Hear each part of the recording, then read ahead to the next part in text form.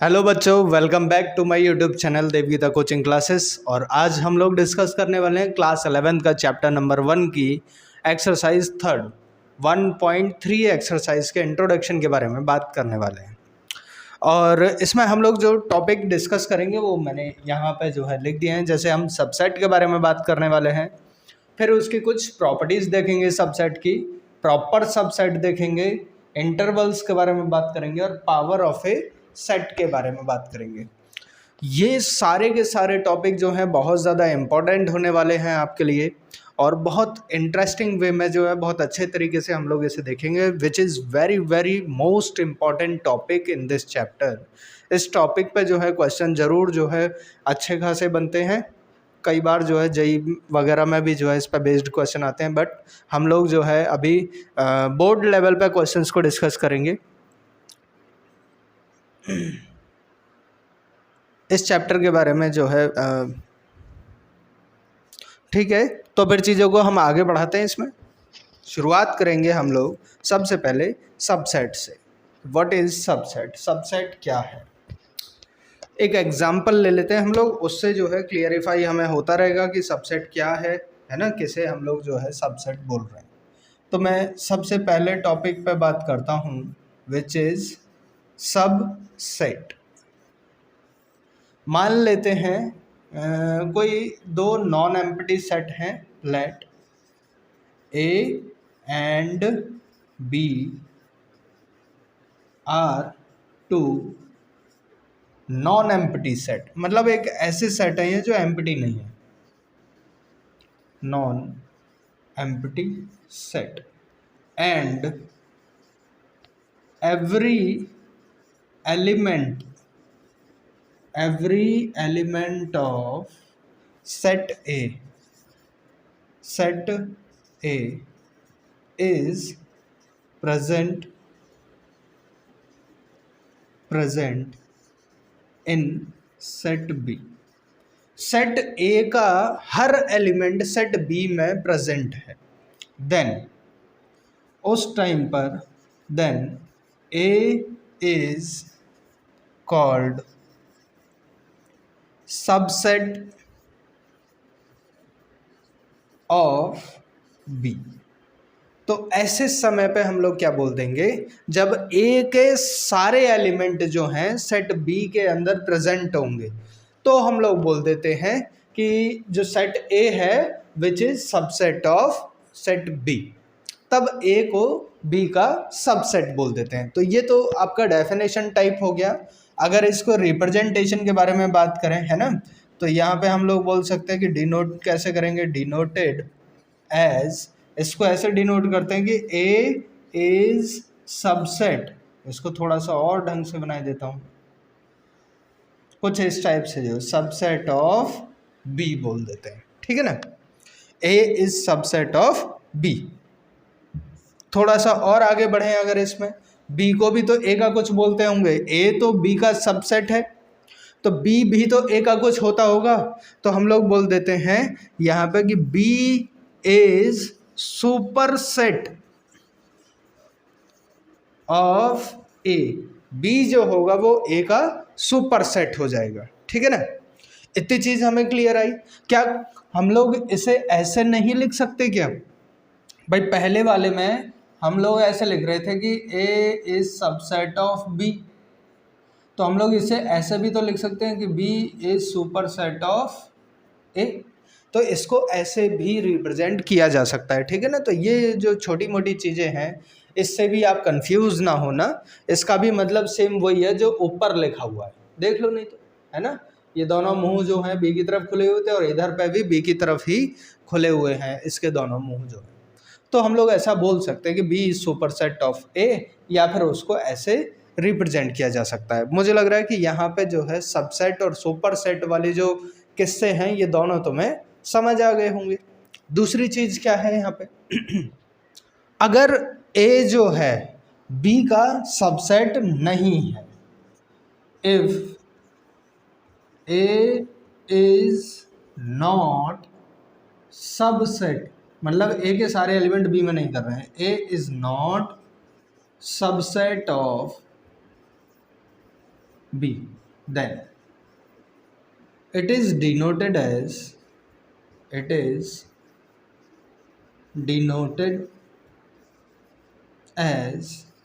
A is not subset of B। ऐसे बीच में जो है कट का साइन लगा देते हैं और बोल देते हैं कि A जो है B का सबसेट नहीं है।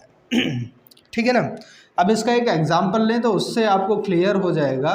जैसे मैंने कोई सेट A लिया, सेट A में है 1, 2 और कोई एक सेट ले लिया B, उसमें 1, 2, 3 ऐसे करके। अब क्या देख रहे हैं कि सेट A के सारे एलिमेंट सेट B के अंदर प्रेजेंट है कि नहीं है ना। तो इसका मतलब क्या हुआ कि भाई यहाँ पे जो 1 था वो सेट B से बिलोंग कर रहा है कि नहीं, 1 belongs to set B। Same इसी टाइप से जो 2 है ये भी बिलोंग्स टू सेट B, मतलब इसके पास 2 एलिमेंट थे और दोनों सेट B से बिलोंग कर रहे हैं। देयरफॉर हम लोग बोल सकते हैं कि A जो होगा वो B का सबसेट होगा। A is subset of B बोल देंगे। ठीक है ना। ये चीज़ क्लियर हुई आपकी। मुझे लग रहा है इस एग्जाम्पल से क्लियर हो गया होगा कि कैसे हम सबसेट बोलते हैं। अब हम लोग सबसेट की कुछ प्रॉपर्टीज़ के बारे में बात कर लेते हैं कि कुछ इसकी जो प्रॉपर्टीज़ होती हैं, है ना, जानकारी हमें होनी चाहिए उसके लिए। तो सबसे पहला वाला जो पॉइंट होगा इसके लिए, है ना, यहाँ पे हम सम प्रॉपर्टीज़ ऑफ सेट के बारे में बात करने वाले हैं इस टॉपिक पर। ठीक है। तो सबसे पहला जो पॉइंट होगा हम लोग बोल देते हैं कि एम्प्टी सेट जो होते हैं, empty set is subset of all sets. Empty set जो है वो सभी सेट का सबसेट होता है, क्योंकि एम्प्टी सेट के अंदर कोई एलिमेंट ही नहीं होता, है ना।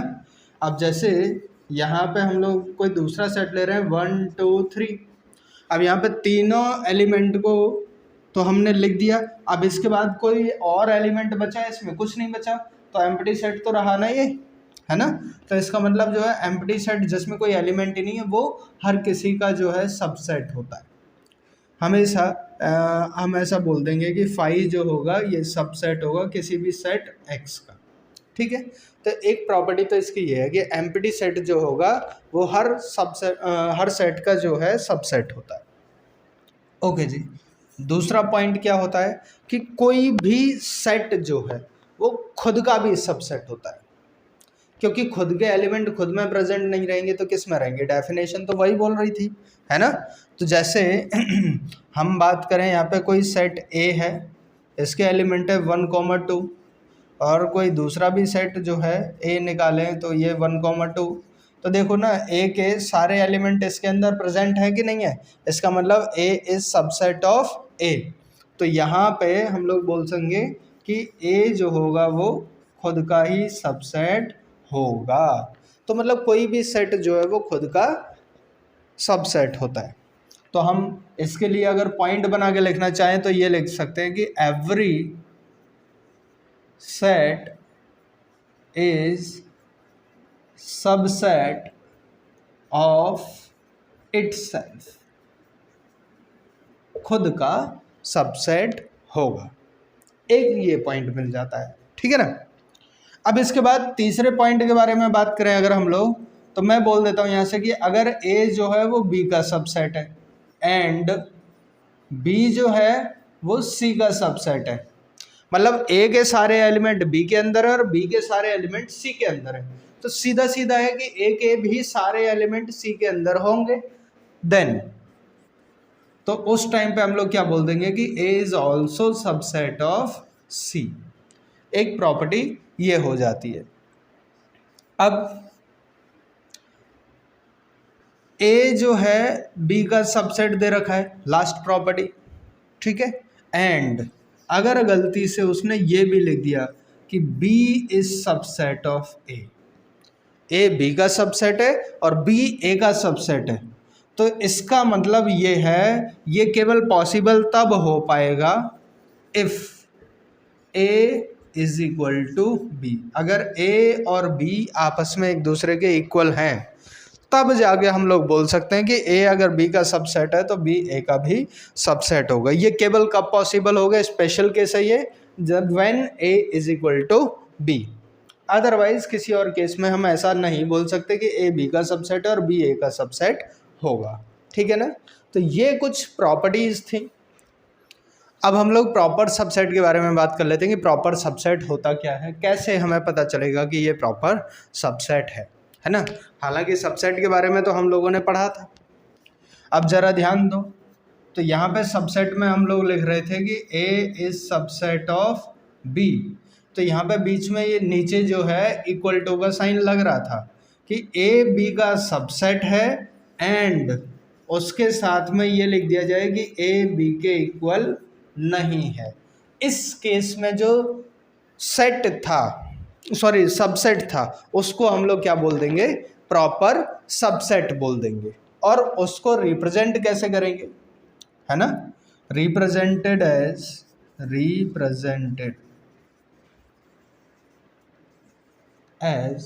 ए is subset, proper subset of B. तब यहाँ नीचे जो है इक्वल का साइन नहीं लगा रहे होते हैं। ठीक है ना। कोई भी दो नॉन एम्प्टी सेट थे जिसमें हमने बोला कि ए इज सबसेट ऑफ बी था, ठीक है ना, और ए बी के इक्वल नहीं है, तो बस ये वाला साइन हट जाएगा, A is proper subset of B. जैसे हम लोग बात करें नेचुरल नंबर के लिए एग्जांपल में, कि natural number is subset of integer आ जाएगा। ठीक है ना भाई, इंटीजर में सारे नंबर आ जाएंगे, नेगेटिव भी पॉजिटिव भी सब आ जाएगा। अब इंटीजर में अगर हम लोग ध्यान दें यहाँ से, तो नेचुरल नंबर में जो है कौन कौन नंबर आ जाएंगे, 1 से लेके इन्फिनिटी तक के सारे नंबर आ जाएंगे। इंटीजर में क्या होगा, माइनस इन्फिनिटी से प्लस इन्फिनिटी तक के सारे नंबर आएंगे। ठीक है ना, और वो भी बिना डेसिमल वाले। तो मतलब जैसे 1 मैं बोल दूँ, हाँ, ये जो है नेचुरल नंबर में 1 बिलोंग्स टू इंटीजर हो जाएगा। ठीक है ना, सेम 2 बिलोंग्स टू इंटीजर हो जाएगा। ठीक, ऐसे ही देखो इसमें a does not equals to b बोल रहा है, और जब a does not equal to b है मतलब a और b के एलिमेंट जो होंगे वो सेम नहीं होंगे, है ना। तो हम ऐसा बोल सकते हैं कि -1 जो है वो इंटीजर z से बिलोंग तो कर रहा है, लेकिन -1 does not belongs to natural number, इनसे तो बिलोंग नहीं कर रहा। तो मतलब इन दोनों के जो नंबर ऑफ एलिमेंट थे वो सेम नहीं हुए, सेट ए जो है वो बी के इक्वल नहीं है, इसलिए हम लोगों ने इसको क्या बोला है, सिर्फ प्रॉपर सबसेट बोल दिया, कि प्रॉपर तरीके से सबसेट जो है वो है। ठीक है ना। तो प्रॉपर सबसेट जो है मुझे लगता है समझ में आ गया होगा। प्रॉपर सबसेट की जो कंडीशन होती है वो ये होती है कि एक दूसरे का जो है सबसेट होगा और a does not equals to b होना चाहिए।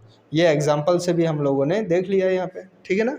तो मुझे लग रहा है ये भी आपका क्लियर हो गया। अब आपका very very most important topic start होने वाला है, इंटरवल्स। इस पर जो है फोकस करिएगा, ध्यान दीजिएगा बिल्कुल। ठीक है ना। तो हम लोग बात कर लेते हैं यहाँ पे अब इंटरवल्स के बारे में, है ना। जैसे पहला पॉइंट है हमारा इंटरवल्स के बारे में अगर हम बात करें तो सबसे पहले आता है ओपन इंटरवल। ओपन इंटरवल, अच्छा जी। अब ये ओपन इंटरवल में क्या कहना चाहते हैं, तो कोई दो रियल नंबर होंगे, है ना। मान ले रहे हैं ए और बी कोई दो रियल नंबर हैं, और इस टाइप से दे रखे हैं कि b is greater then a। ठीक है, b is greater then a, तब set of all real numbers between a and b, मैं बोल दे रहा हूं, set of all real numbers between a and b, तो इसको जो है आप लोग क्या बोल देंगे, ओपन इंटरवल बोल देंगे। इसको डिनोट कैसे किया जाता है ना। तो पहला पॉइंट तो डेफिनेशन वाला बन गया। अब दूसरा हो जाएगा कि डिनोट कैसे किया जाए, तो डिनोटेड एज, इसको जो है ऐसे a, b से जो है हम लोग डिनोट कर देते हैं। ठीक, इसमें एक खास बात और होती है कि it does not contains it's and points, ये अपने एंड पॉइंट्स को जो है नहीं कंटेन करता है। मतलब एंड पॉइंट हो गया ए और बी, तो मतलब सीधा सीधा है कि ए जो होगा does not belongs to A comma B, same and B जो होगा ये does not belongs to A comma B होगा। मतलब ए और बी जो होंगे यहाँ पर वो इंक्लूडेड नहीं होंगे ओपन इंटरवल में, ठीक है। जैसे एक नंबर लाइन पे मैं रिप्रेजेंट करना चाहूँ इनको, तो यहाँ पे एक नंबर है और यहाँ पे एक दूसरा नंबर है, इसको हम ए बोल रहे हैं, इसको हम ए बोल रहे हैं और इसको हम लोग बी बोल रहे हैं। तो इनके बीच में जितने भी रियल नंबर्स के सेट होंगे उसको हम लोग बोल देंगे ओपन इंटरवल। देखो यहाँ पे ये छल्ला सा जो बना है ना, गोल गोल सर्कल जैसा जो है ना, ये जो है गोल सर्कल जो है, इसका मतलब है कि ये इंक्लूडेड नहीं है। अगर गोल सर्कल की जगह मैं यहाँ पे डार्क पॉइंट बना रहा होता तो वो इंक्लूडेड होता। अगर मैंने सर्कल बनाया है या छल्ले जैसा या स्फेयर जैसा कुछ बनाया है तो हम लोग बोल देंगे इसे कि ये इंक्लूडेड नहीं है। तो सिर्फ कहाँ से कहाँ तक की बात करेगा ये, यहाँ से सिर्फ इतने तक की बात करेगा, ध्यान देना है ना, सिर्फ इतने रीजन तक की ही बात करेगा वो, इस पॉइंट पे बात नहीं करेगा, इस पॉइंट पे बात नहीं करेगा। मतलब ए और बी जो हैं आपके इंक्लूडेड नहीं होते हैं यहाँ पे, ठीक है ना। ओके जी, तो मुझे लग रहा है कि आपका ओपन इंटरवल में जो है ये पॉइंट क्लियर हो गया है। तो हम थोड़ा सा जो है आगे बढ़ जाते हैं। अब यहाँ पे इसे रफ कर देते हैं जरा सा। ओके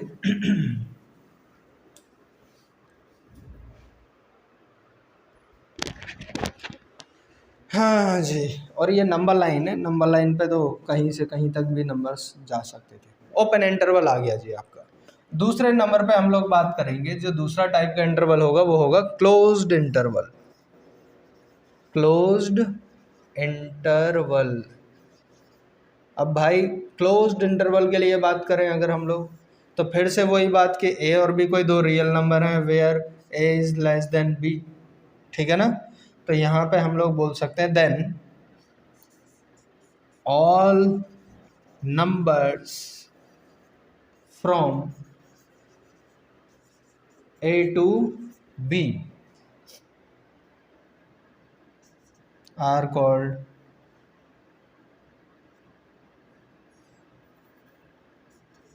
is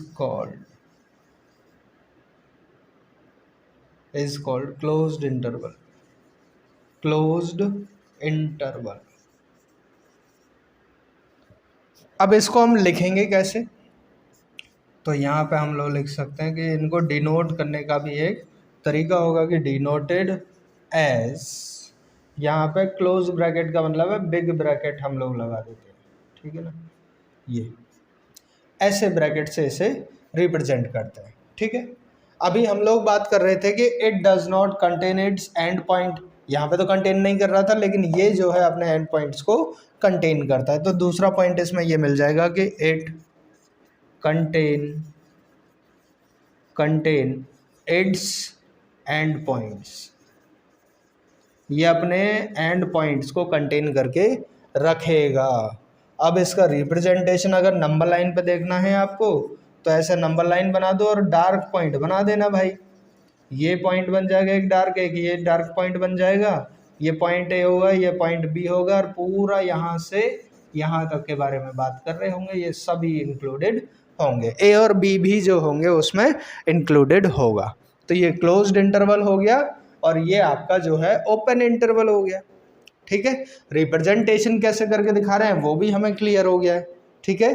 तो अब इसमें जो है तीसरे टाइप के इंटरवल के बारे में बात करते हैं, तब तक जो वीडियो को पॉज करके नोट करो। अब थोड़ा सा ये देख लेते हैं, जैसे एक एग्जांपल लें हम लोग, है ना। तो एग्जांपल ले लेता हूँ मैं 2,3, कोई ये ओपन इंटरवल है। तो इसको लिखने का जो तरीका होगा वो क्या हो जाएगा, उसे हम लोग लिखेंगे कि x belongs to real number, x जो है कोई एक रियल नंबर है, सच दैट, जो इस टाइप से होगा कि x की जो वैल्यू है वो 2 से तो बड़ी होगी और 3 से छोटी होगी। ऐसे करके हम लोग रिप्रेजेंट करते थे एग्जाम्पल 1 में। अब एग्जाम्पल नंबर 2 में अगर हम लोग बात करेंगे, क्लोज इंटरवल ले लेता हूँ मैं इसी कोई 2,3। तो इसी वाले एग्जाम्पल को हम लोग ऐसा लिख सकते हैं कि x belongs to real number such that 2 जो होगा less than equals to x होगा और 3 greater than equals to x होगा। तो यहाँ पे इक्वल टू का साइन जब आ गया तो इसका मतलब है कि ये इंक्लूडेड है, और यहाँ इक्वल टू का साइन नहीं आ रहा था, इसका मतलब ये दोनों एंड पॉइंट्स जो थे वो इंक्लूडेड नहीं थे। ठीक है ना। एक आ जाता है अब आपका तीसरे टाइप का जो है हम लोग बात करें semi open interval. Semi open interval नाम से ही पता चल रहा है कि आधा ओपन है ये और आधा क्लोज्ड है, तभी तो सेमी ओपन बना है इसका नाम जो है। ठीक है ना। तो इसको हम लोग क्या बोल देंगे, वही कि फॉर, है ना, ए इज लेस देन बी, इसके बारे में बात कर ले रहे हैं। अब मैंने एक जगह तो क्लोज कर दिया और एक जगह ओपन कर दिया ऐसे, तो इसका मतलब क्या हुआ कि जब इसका वो निकालेंगे तो ए तो इंक्लूडेड होगा सेट में लेकिन बी इंक्लूडेड नहीं होगा। तो लिखने का तरीका क्या हो जाएगा इसका कि x जो है वो रियल नंबर से बिलोंग कर रहा है सच दैट कि जो a है वो इक्वल्स टू भी हो सकता है x के और लेस देन भी होगा, but b always greater than x, वो उसके इक्वल टू वाले साइन में नहीं आएगा। तो एक तो इस टाइप का दिखा सकते हैं सेमी ओपन में। दूसरा क्या दिखा सकते हैं सेमी ओपन में कि यहाँ से ओपन है ए और बी पर क्लोज्ड है। इधर क्लोज्ड है तो इसे कैसे लिखेंगे कि x belongs to real number such that a is less than x but b is greater than equals to x। इस टाइप से जो है हम लोग इसको रिप्रेजेंट कर देंगे। ठीक है ना। तो ये रिप्रेजेंटेशन जो चल रही है ये हमारे सेमी ओपन इंटरवल के लिए चल रही है। अब इन्हीं सेमी ओपन इंटरवल में अगर 2 पॉइंट ना देखे, कोई पर्टिकुलर एक ही पॉइंट दे रखा हो, है ना, तो हम लोग उसके लिए और बात कर लेते हैं। मैं मान लेता हूँ कि if A is any real number, या फिर एक काम करते, देखो इसे बता ही दिया है, इनके रिप्रेजेंटेशन नंबर लाइन पे और एक बार आपको दिखा दे रहा हूँ मैं, है ना। इनके रिप्रेजेंटेशन को नंबर लाइन पे और देख ले रहे हैं तो शायद आपको और ज़्यादा क्लियर हो जाएगा। ठीक है ना। तो पहले वाले पोर्शन ए को नंबर लाइन पर रिप्रेजेंट कर रहा हूँ मैं, ये एक नंबर लाइन बना दी मैंने। अब यहाँ पे ए पे जो है डार्क वाला पॉइंट बनाना होगा हमें, और बी पे जो है ऐसा छल्ले जैसा बना देना होगा, छल्ला, है ना। ओके जी। और हम लोग जो बात कर रहे होंगे वो यहाँ पे लाई करने वाले एलिमेंट्स की कर रहे होंगे यहाँ तक, तो यहाँ पे बी इंक्लूडेड नहीं होगा जबकि ए जो है वो इंक्लूडेड होगा। अब बी वाले को भी अगर मैं नंबर लाइन पे बनाना चाहूँ तो मैं फिर से ऐसे ही एक नंबर लाइन बनाए दे रहा हूँ। अब की बार ए पे छल्ला बन जाएगा और बी जो होगा वो इंक्लूडेड पोर्शन हो जाएगा। भाई ये आपका ए हो गया, ये आपका बी हो गया, और अब की बार हम लोग कहाँ से, यहाँ से और यहाँ तक के बारे में बात कर रहे हैं। यहाँ पे बी इंक्लूडेड हो जाएगा और ए जो होगा वो इंक्लूडेड नहीं होगा। ठीक है। तो इस टाइप से हम लोग इंटरवल्स को दिखा रहे हैं। अब हम बात कर लेंगे कि अगर कोई पर्टिकुलर एक ही पॉइंट दे रखा है, अभी तक तो ये 2-2 दे रखे थे, तब क्या करना होगा हमें। आ जाओ यहाँ वापस आते हैं। ओके जी। अगर if A is any real number, A कोई भी एक रियल नंबर है, देन तब हमें कुछ ऐसा पॉइंट दे रखा होगा, नंबर लाइन पे मैं बना देता हूँ। यहाँ पे कोई एक पॉइंट है ना, मान लिया पहले ये छल्ला है। Okay ji.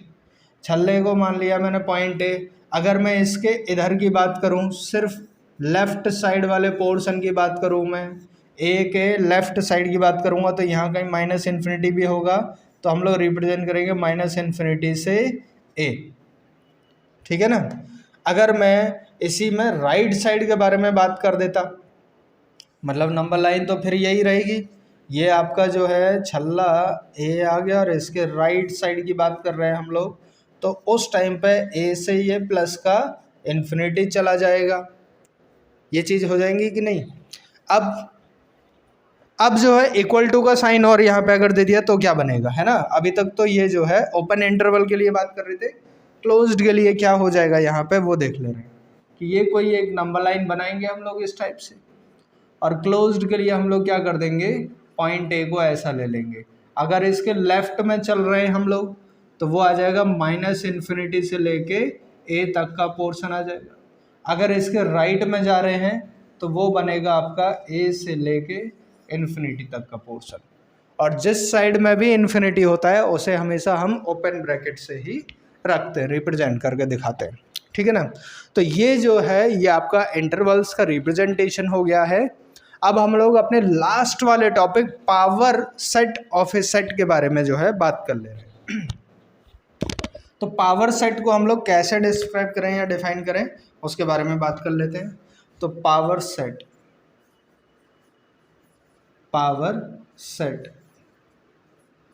Of A set, इसके बारे में बात करते हैं, है ना। तो ये होता क्या है आपका, ये जो है इसके जितने भी कोई एक सेट आपको दे रखा है उसके जितने भी सबसेट हो जाएंगे उन सब का एक सेट बना देंगे। जैसे हम लोग बात कर लें कोई सेट ए है, ए के एलिमेंट्स है 1, 2, तो इसके कितने सबसेट हो सकते हैं। तो हमने बोला था phi is subset of every set, empty set के लिए बात करी थी, एक तो यही हो जाएगा, ठीक है ना। और क्या हो सकता है, एलिमेंट 1 दिखा सकते हैं हम लोग यहाँ पे, और क्या हो सकता है एलिमेंट 2 दिखा सकते हैं यहाँ पे, क्या हो सकता है, और लास्ट में मैंने ये भी बोला था कि कोई भी सेट खुद का सबसेट होता है। तो यहाँ पे जो है ये सारे जो है एलिमेंट्स हमको मिले और इन सब को एक साथ ब्रेसेस के अंदर करके लिख दो तो ये बन गया फिर से एक सेट, ठीक है। इसी को ही जो हम लोग क्या बोल रहे थे, पावर सेट बोल रहे थे। मतलब कोई एक सेट आपको दे रखा है उसके जितने भी सबसेट हो सकते हैं तो उन सभी सबसेट का एक सेट जो होगा पावर सेट हो जाएगा, ठीक है। तो यहाँ पे हम लोग ऐसा बोल सकते हैं कि the set of all subsets of a set is called power set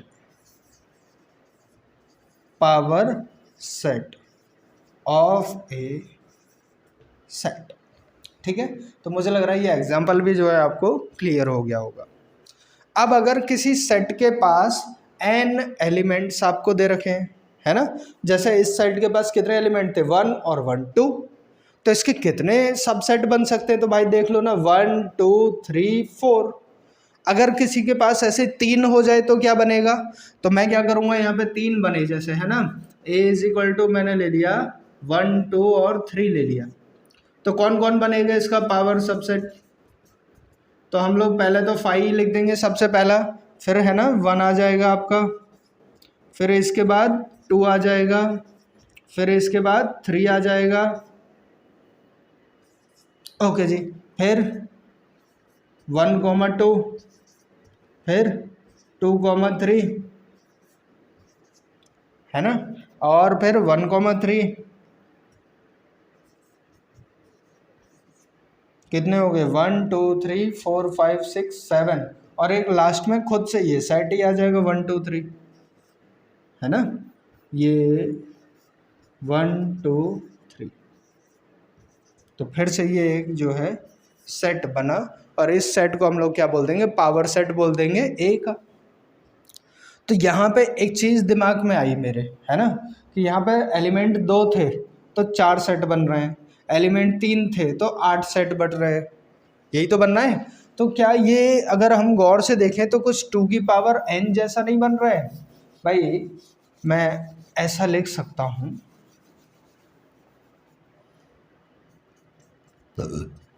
if ढंग से लिख देते हैं, इफ ए सेट कंटेन्स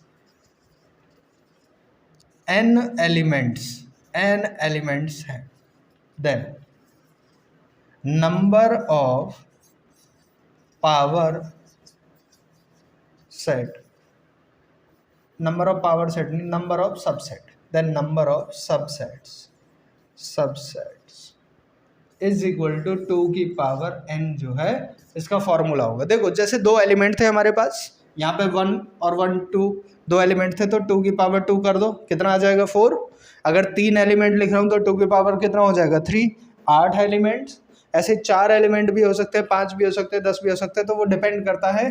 तो 2 की पावर n लगा के जो है आप डायरेक्टली जो है उसे नंबर ऑफ काउंटिंग उनकी निकाल सकते हैं। कई बार पूछ लिया जाएगा, अब सभी को लिखने में हो सकता है कि आप कुछ एक आध मिस कर दें, गड़बड़ हो जाए, तो उस मिस्टेक से बचने के लिए पहले आप ये वाले फॉर्मूले से जो है निकाल लेंगे, फिर उसके बाद बता देंगे। ठीक है, तो मुझे लग रहा है यहाँ तक की चीज़ें जो हैं ये